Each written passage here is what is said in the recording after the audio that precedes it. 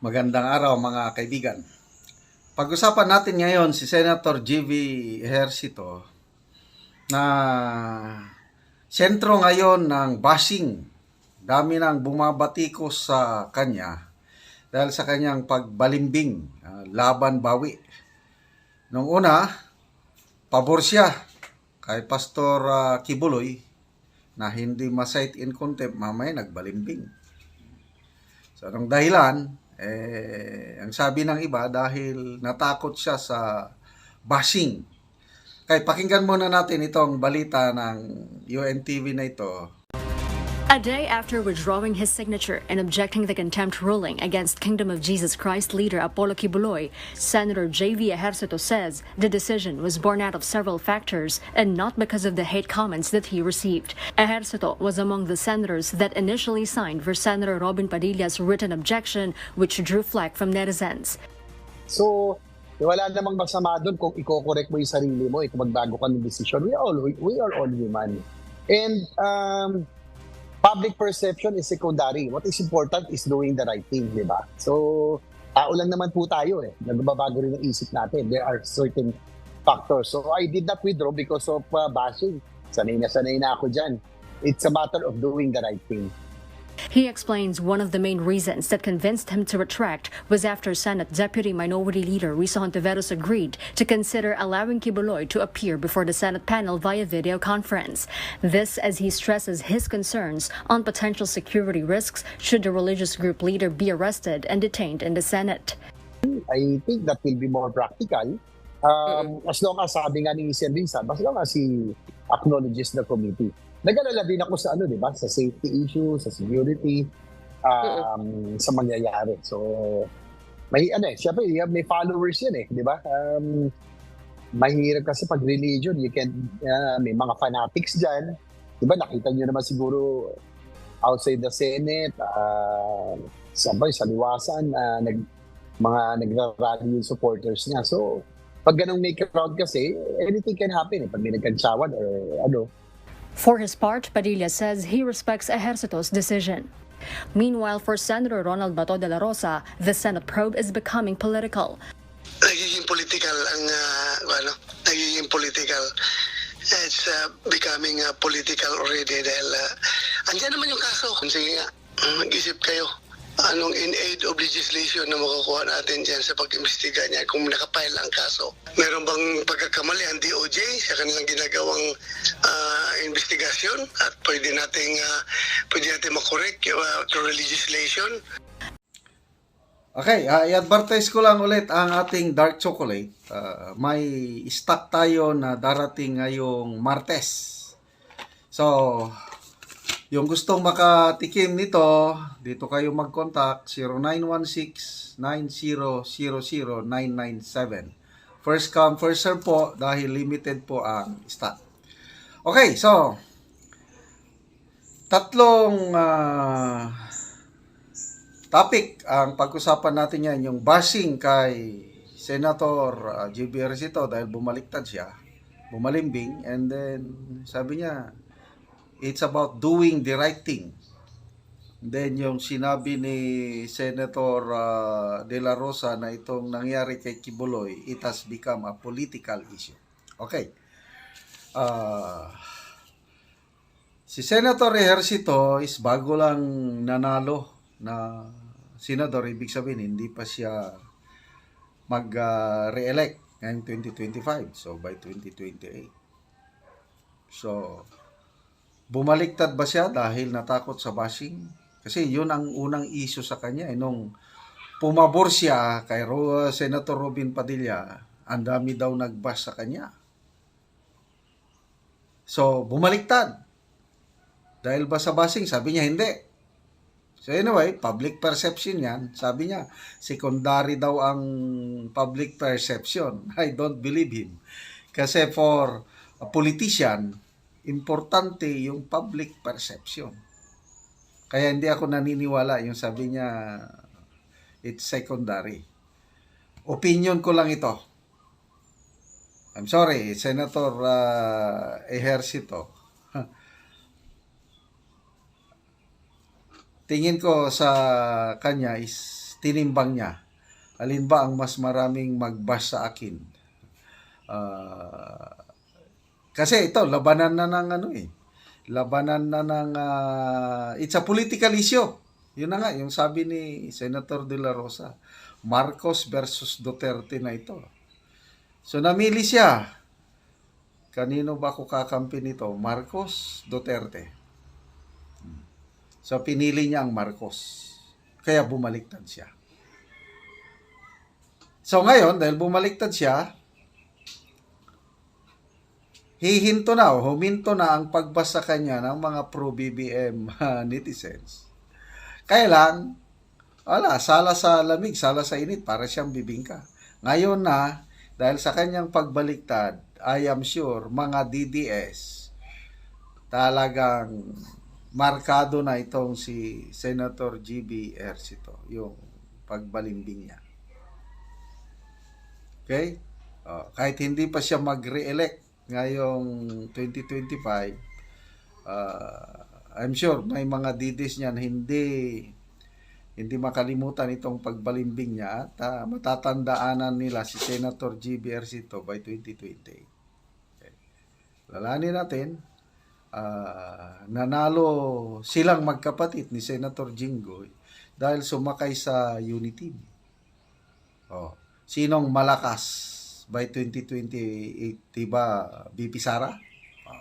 Sige, tingnan natin kung tama ba ang desisyon ni Senator JB Ejercito na pumanig siya sa Marcos. Okay, punta tayo sa sabi niya, doing the right thing.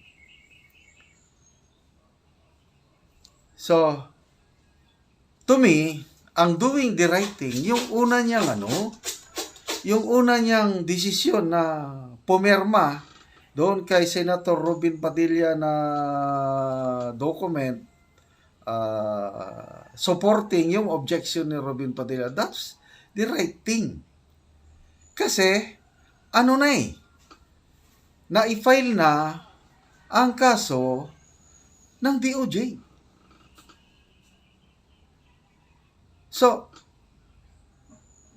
ang pinag-uusapan sa Senado is about alleged crimes committed by Pastor Kibuloy.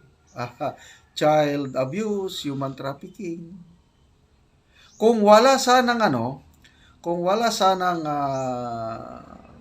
na-file na kaso ng DOJ, baka po pwede pa dinigin ng Senado. Kailang nandun na eh. So, pabayaan mo na ang DOJ, pabayaan mo na ang korte to do their job. That's the right thing. Bakit bumaliktad pa siya? Dahil daw na pakinggan niya yung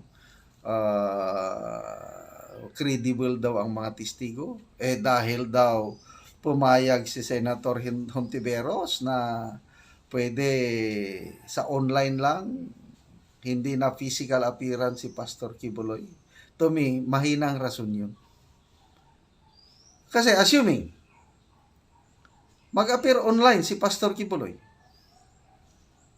what's next? Ano ang maitutulong ng Senate hearing na yun? Kaya, punta na tayo kay Senator Bato. Sabi niya, ano ba ang batas in aid of legislation Ano ba yung batas na i-amend as a result of this inquiry? Wala namang binabanggit ni Senator Hontiveros. Wala. O ano ang bagong batas na gagawin protecting women and gender equality as a result of this hearing? Meron ba? Wala naman. So ano ang purpose ng inquiry na ito ni Senator Hontiveros? Kaya tama si Senator Bato, it has become a political issue. So, Senator Hontiveros, Senator GB, alalahanin nyo, age of social media na ngayon, pinag-uusapan itong mga pangyayari. Nako, Senator Hontiveros, bagong panalo ba ito? Yes, Hindi rin siya mag-ano. But take note, itong mga pinaggagawa ninyo, ang taong bayan, well-informed na ngayon dahil ang daming social media platform pinag-uusapan itong ano nyo. It's very clear. Political harassment ito kay Pastor Kibuloy. That's my opinion. Bakit political harassment? Kasi malaking tulong ni Pastor Kibuloy kay then Mayor Rodrigo Duterte sa pagpanalo niya. Ano pa? Ngayon na administrasyon na ni PBBM, alam naman natin ang SMNI lang ang platform na pwedeng magsalita si PRRD yung kanyang programa gikan sa masa para sa masa para ipahayag niya ang kanyang opinion. Ngayon, dahil nagsasalita si PRRD kontra itong administrasyong ito, laban kasama ng bayan, ka Eric, Dr. Batoy Bapayan, ayaw ng administrasyong ito na may nagkri-criticize sa kanila. Kaya, yun na. Ginigipit na nila ang SMNI, pati si Pastor Kibuloy, dinadamay. Yun ang ano.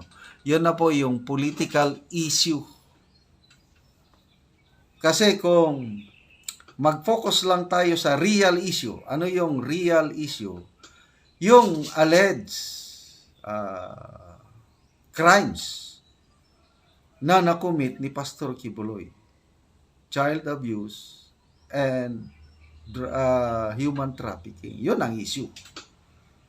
So how do we resolve that issue? Di DOJ, then Korte. Yan ang ano.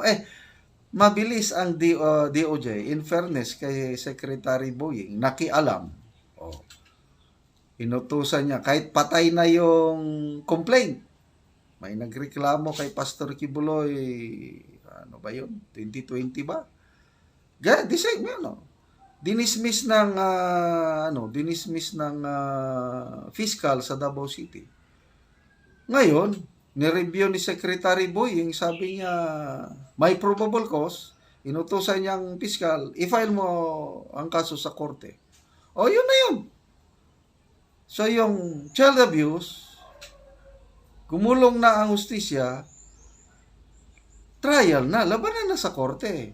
Yung human trafficking naman, doon na sa Pasig. That's the, yun na, how to resolve this issue is nangyayari na. Executive branch na trabaho na yon. Hindi trabaho ng legislative, hindi trabaho ni Senator Hontiveros na i-prosecute ang alleged crimes violated, in aid of legislation lang kayo. Wala naman kayong pakita na existing batas na dapat nyong iamin o baguhin.